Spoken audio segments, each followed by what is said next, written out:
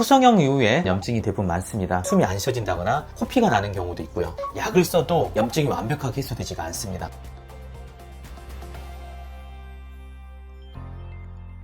안녕하세요. 코에 대한 모든 것 바로코 대표원장 김준입니다. 오늘은 염증 증상에 대해서 알아보도록 하겠습니다. 코에 생긴 염증이라는 것은 일반적으로 우리가 보통 코가 붓고 빨개지고 그다음에 심한 경우에는 고름이 나오고 이런 증상들을 총칭해서 염증이라고 그러는데요. 보통 코에 생긴 염증은 코성형 이후에 부작용으로 나타나는 염증이 대부분 많습니다. 코에 실리콘과 같은 이물질을 콧대에 사용하게 되거나 아니면 코끝을 좀 더 튼튼하게 높이기 위해서 메쉬나 매드포우 같은 이물질 또는 기증연골과 같은 이물질을 사용하게 되고, 드물게는 자가연골을 사용하게 되더라도 이 부분에 세균이 침투하게 돼서 염증이 생기게 되면 아프고 통증이 있고 심한 경우는 고름이 나오는 그런 염증 증상이 나타날 수 있습니다. 또 코 수술한 후에 많이 휘었던 코가 반듯하게 해지면서 일부에는 공간에 피가 좀 차게 되죠. 이런 피가 찬 공간들이 이 세균이 침투하면서 고름이 형성된 것 같은 그러한 원인 때문이라도 염증이 발생할 수 있습니다. 또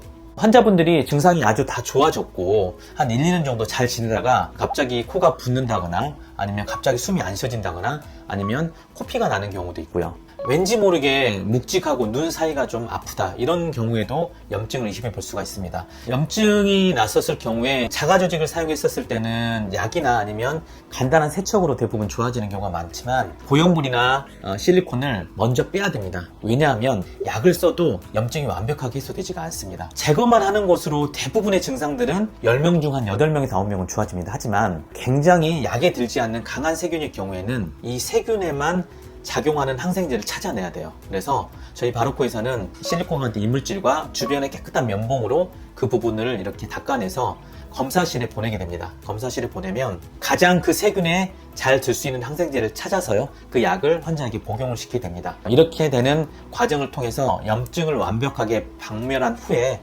수술을 계획하게 되는데요. 보통 염증이 있게 되면 고형물들을 제거하고 증상이 좋아졌다 하더라도 굉장히 손상됐던 피부가 딱딱한 게 풀리는 데 한 6개월 정도 시간이 소요가 되죠. 그래서 그 시간을 굉장히 단축해 주는 게 환자나 아니면 수술을 위해서도 굉장히 좋죠. 그래서 저희 병원에서는 손상된 이런 조직들을 부드럽게 회복할 수 있는 줄기세포와 같은 그런 치료를 통해서 빠르게는 수주에서 한두 달 사이에 치료를 하고 수술을 계획하게 됩니다.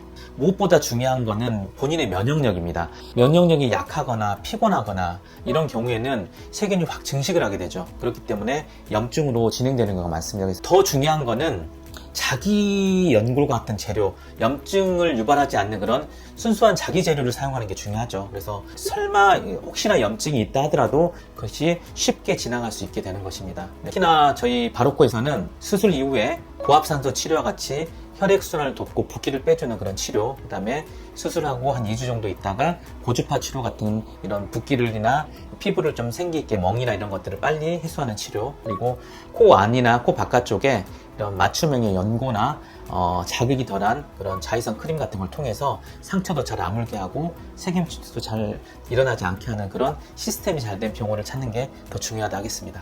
염증이라는 그러한 문제는 환자뿐만 아니라 의사도 바라지 않는 그런 결과죠. 그렇기 때문에 수술도 굉장히 염증이 생기지 않는 방향, 그리고 수술한 후에도 환자분들이 관리를 잘해서 그런 바라지 않는 결과가 나오지 않도록 노력하는 게 가장 중요하다 하겠습니다. 이상 코에 대한 모든 것 바로코 대표원장 김준이었습니다. 더 궁금하신 점이나 문의사항이 있으시면 언제나 댓글이나 병원으로 문의 상담 남겨주시면 친절하게 답변 드리도록 하겠습니다.